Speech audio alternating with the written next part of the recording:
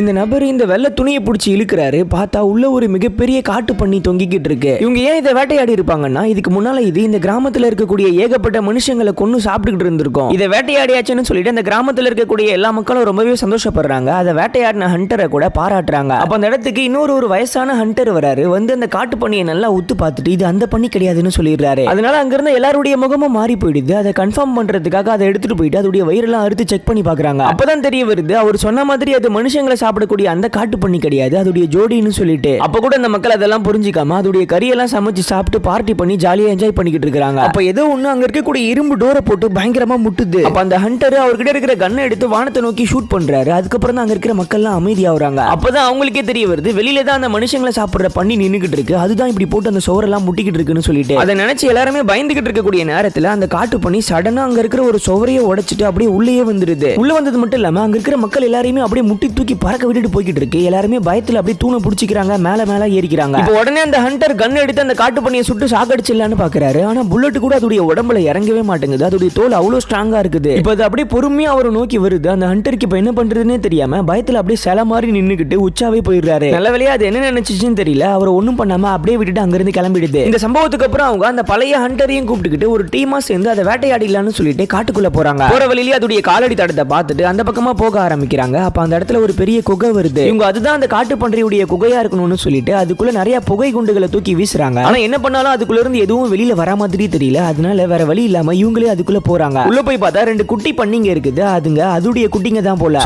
சொல்ல கேட்காம அந்த ஹண்டர் என்ன பண்றான்னா கத்தி எடுத்து அந்த குட்டிங்களே சாகடிச்சிடறான். சாகடிச்சிட்டு அந்த குகையை விட்டு வெளியில வராங்க. இப்ப அந்த மனுஷங்களை சாப்பிடக்கூடிய காட்டு பண்ணி இவங்களை பழி வாங்குறதுக்காக அப்படியே வெறியோடு நின்னுகிட்டு இருக்கு.